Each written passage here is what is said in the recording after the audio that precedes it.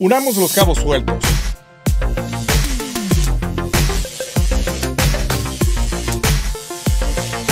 Les expliqué en otro video que Nayib Bukele y Félix Ulloa habían sido íconos dentro del FMLN. Así como ellos, existen dipuvirgos que se la pasan insultando a los gobiernos del pasado. Pero ellos mamaron de esos partidos políticos, así como William Soriano, Rodrigo Ayala, Herman Brook. Sí, el dipu cool de Lero Lero. Porque sería muy feo llamarle Dipu culero lero, cuyo padre fue diputado y públicamente expresó lo avergonzado que estaba de su hijo, Germancito. Bueno, incluso Nayib Bukele fue del FMLN. Han sido testigos de cómo personajes no tan agraciados intelectualmente como Caleb Navarro salió burlándose de Marvin Aguilar en TVX, canal de televisión de su gran amigo Will Salgado, quien ha sido señalado de corrupción por beneficiar al menos 7 de sus empresas mientras era alcalde de San Miguel. Cristian Guevara se la pasa diciendo con su voz chillona que él trabaja mucho y hasta tiene un canal de YouTube para mostrar lo mucho que trabaja caminando de arriba para abajo sin hacer ni chucho, por supuesto. Tuvimos a los diputados famosos por querer negociar con la embajada americana el disque futuro de El Salvador.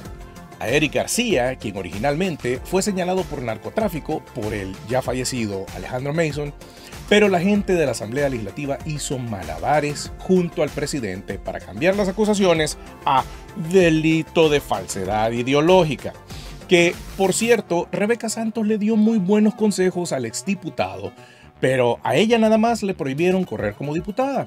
Ahora estará en otro puesto de gobierno, seguramente. Por ahí andan los rumores que tiene un puesto en una alcaldía o que es alcaldesa. Buena medicina que le dieron a esta mujer, ¿verdad? Y como a las foquitas no les es suficiente que señalen, sino que se los restrieguen. Recuerden que mucho antes de ser señalada, la señora esta ya venía con la cola pateada. ¿O no se acuerda que el 7 de octubre del 2021 a las 13 horas con 6 minutos, hora salvadoreña, salió una noticia mencionando que el esposo de la diputada de Nuevas Ideas, Rebeca Santos, fue nombrado director de atención a víctimas sin formación que respalde el cargo? ¿Cómo es posible que estos dundos estén exigiéndole atestados a trabajadores de salud y no les exigen las credenciales a inútiles que llegan por cuello? aunque alguien, ustedes saben que aquí en El Salvador dicen, no, está trabajando ahí por cuello, hasta el cuello se trabaja. Es que debo ser lo más específico posible porque las focas quieren que sea súper puntual en los casos y que me acerque a la fiscalía, que ha sido comprada por el gobierno, por supuesto, para presentar pruebas y obligarlos a que investiguen todo lo que yo señalo. Nada más faltaba eso. Ok, se los pongo fácil, foquitas descarriadas. ¿Cómo es posible cambiar las leyes para poder cambiarlas como se les antoje a los dipuvirgos, incluyendo legalizar una reelección? Pero no han hecho nada con respecto a castigar el nepotismo. ¿Y para qué les menciono al porquería de Walter Carajo si después de todo el caso del inútil ese ya prescribió? ¡Ah, no sabía! Inicialmente se decía que eran 4 millones, pero Walter Carajo desmintió esa versión y dijo que solamente se había hueveado 1.4 millones. Yo me equivoqué y les pido disculpas a ustedes, porque nunca había pasado esto conmigo. Bueno, pues yo le cuento un poquito más. La sección de probidad había dicho que el basura gastaba más de lo que ganaba, que empleados del TSE habían hecho depósitos por $30,000 a una cuenta paralela a la que tenía para recibir su salario, vehículos comprados a Herbert Saca sin conocer el origen de los fondos, pagos de tarjetas de créditos y de deudas que no salieron de su salario. Esos fueron algunos de los hallazgos de la Oficina de Probidad al examinar el patrimonio del ex magistrado del TSE y su círculo familiar. Y aparte de eso, tuvo una gran amistad con Enrique Rice, quien, por si no lo sabía, lideraba una estructura criminal organizada. Pero, ¿por qué pedía seguridad y protección para Walter Araujo? Queriéndole dar a tol con el dedo al pueblo, diciendo que el ex fiscal general Douglas Melende lo quería meter preso porque no apoyaba su reelección. ¡Por favor! Si este dundo de Walter no tenía ni voz ni voto, ni siquiera era político. Dice que porque Araujo había logrado a través de Twitter darle un mal nombre al ex fiscal. Si todos son una bola de mafiosos, si no, ¿por qué está trabajando como docente en Estados Unidos Douglas Meléndez? no que muy conscientes de la corrupción, no que van a meter presos a todos los corruptos. Usted sígale enviando dinero a ese arenero ladrón. Total, ya les vieron la cara de idiotas. Ahora que se las vean hasta con lupa. ¿Qué tienen en común el exmagistrado electoral Walter Araujo, el exfiscal general Luis Martínez y el expresidente del país Mauricio Funes? Los tres exfuncionarios tenían un estilo de vida: compras en tiendas de lujo y depósitos bancarios que no correspondían con sus ingresos como funcionarios públicos. Los tres, según sus exámenes patrimoniales, gastaron más de lo que ganaron. Araujo, que fue magistrado del Tribunal Supremo Electoral entre 2004 y 2014, por el partido Arena, podía gastar $1,177 en una sola visita a la famosa casa de modas Jimmy Choo, como lo hizo en 2006 en Miami, cuando su salario mensual era de $3,518.48. Cuidadito con esos políticos que se visten con zapatos de más de $1,000.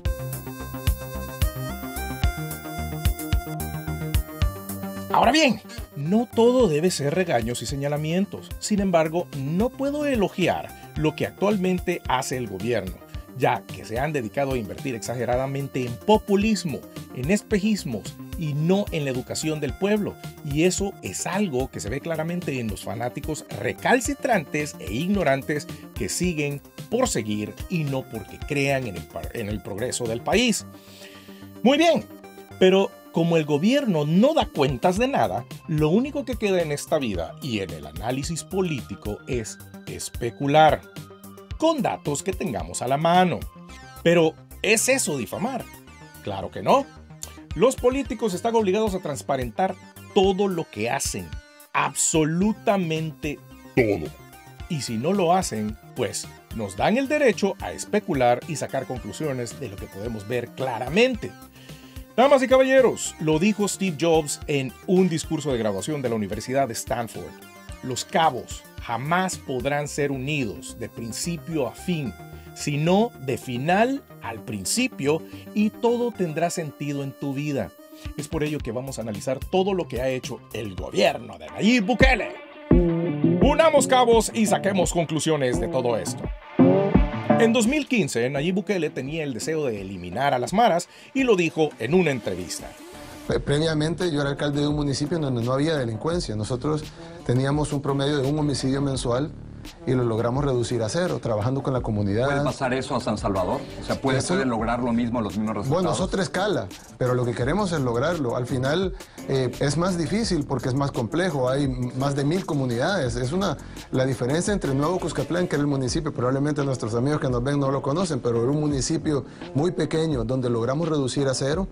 Pero San Salvador, pues tal vez no podemos ser tan ambiciosos de reducirlo a 0, pero sí estamos seguros que podemos reconstruir el tejido social y poder bajar esos índices delincuenciales y llevarlos a niveles, nunca un nivel de homicidio va a ser aceptable, pero por lo menos a niveles mucho mejores de los que tenemos ahora. Pero la verdad es que Nayib Bukele continúa hablando del bendito tejido social y de educar a estas pandillas para la reinserción, etcétera, etcétera, y termina con cereza en el pastel diciendo lo siguiente.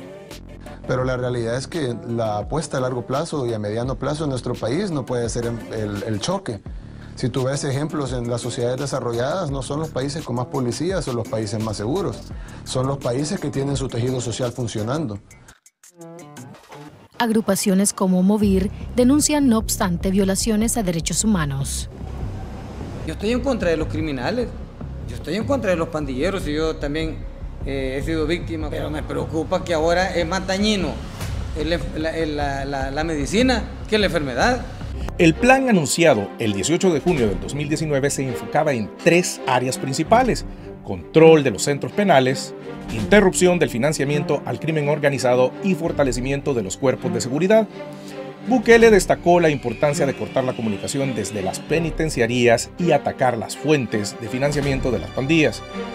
El 20 de junio del 2019, Bukele lanzó oficialmente el plan en la Plaza Gerardo Barrios con la participación de la Policía Nacional Civil y la Fuerza Armada de El Salvador.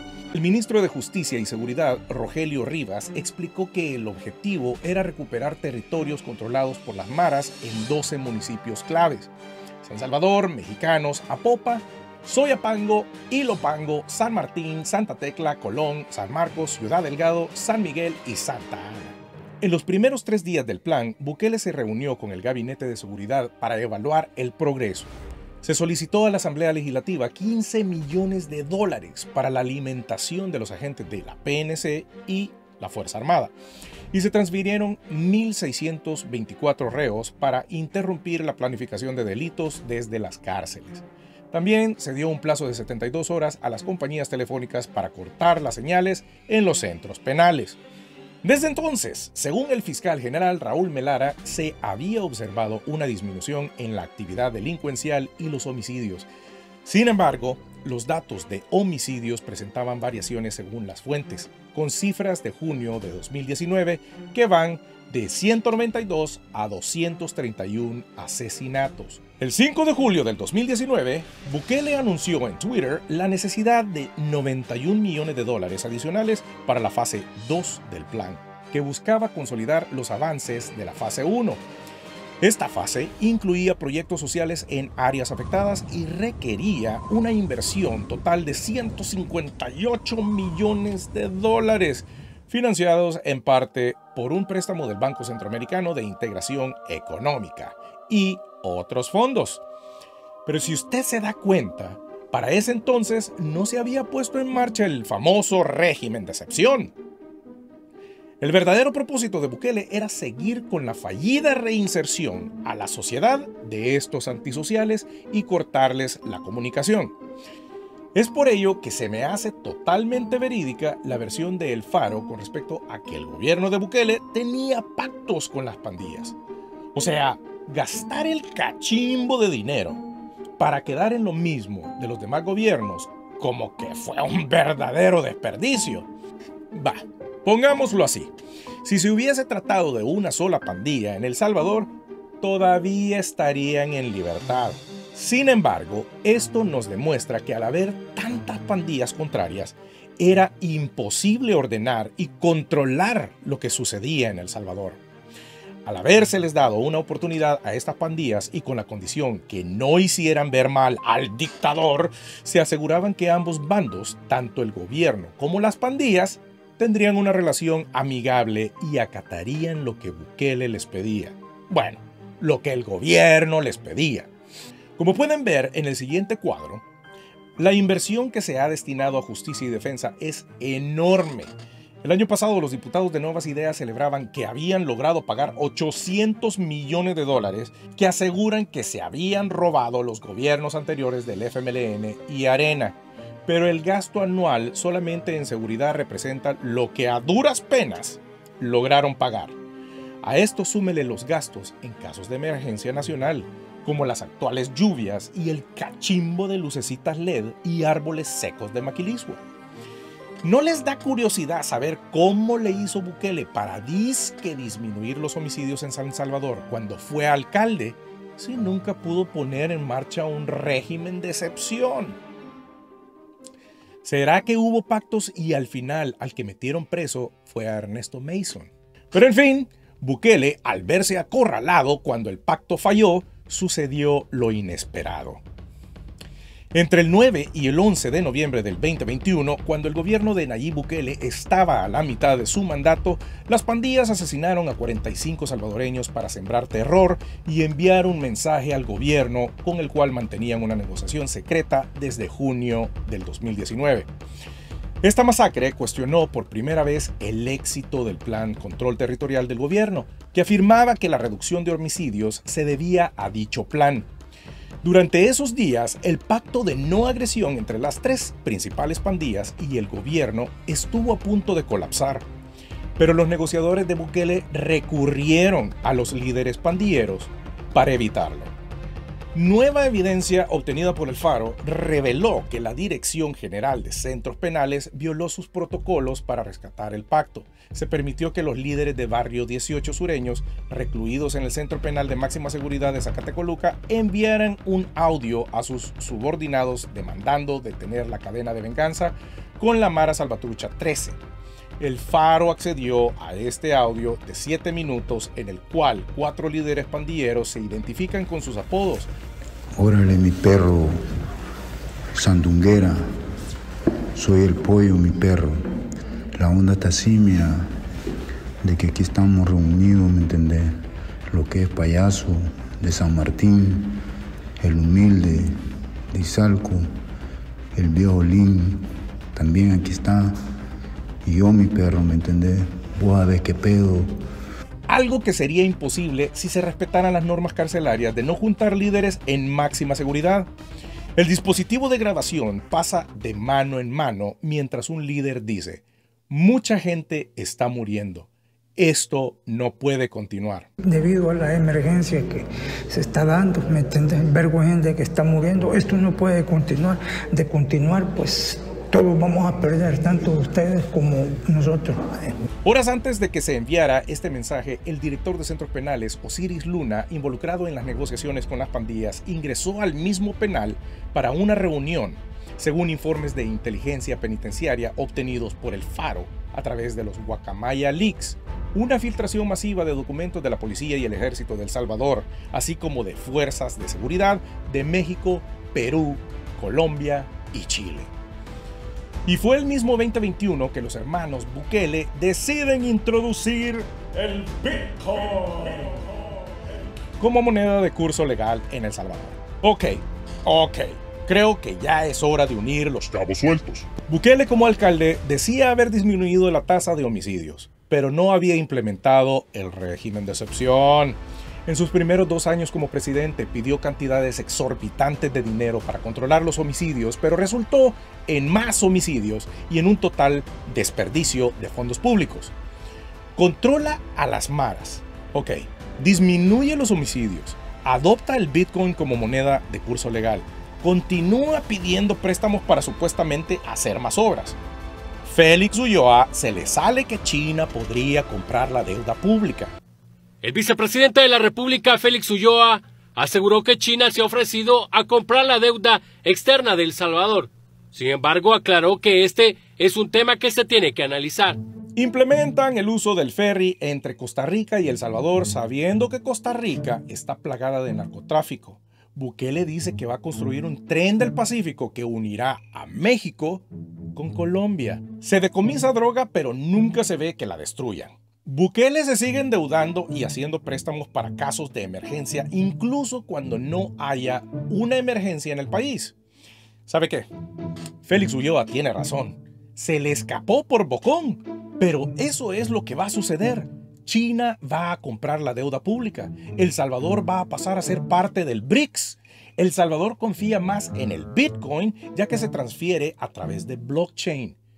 Ya que si lo hiciera a través de bancos, tendría que pasar por el bendito código SWIFT, que de hacer una transferencia billonaria en este caso, saltarían las banderas rojas a nivel mundial, poniendo en riesgo la imagen del gobierno de El Salvador. ¿Quién nos dice que no están recibiendo fondos de algún país como China o Rusia para financiarnos? ¿O narcotráfico? Por supuesto que Estados Unidos no va a decir nada porque el flujo de drogas va perfecto de sur a Norteamérica y las transferencias de dinero se hacen a través de blockchain. ¡Wow! Todo apunta a que Nayib Bukele aprendió muy bien de los errores de José Orlando Hernández y no dudo que Honduras acepte la oferta de China. Ahora entiende por qué representa un peligro para Estados Unidos que China domine Centroamérica. No es porque vayan a construir bases militares, ni porque vayan a instalar misiles en El Salvador dirigidos hacia Estados Unidos. Es simplemente porque Estados Unidos ya no va a poder controlar el negocio de las drogas. En ese caso, tendría que pagarle a China los impuestos. Para recibir lo que tanto anhela. ¡Que viva el Bitcoin y el tren del Pacífico! Pero más que nada, que viva China, porque nos va a sacar de la deuda pública y nos convertirá en un Cancún o Acapulco, donde el turismo es bellísimo, pero los narcotraficantes dominan el área. Totalmente.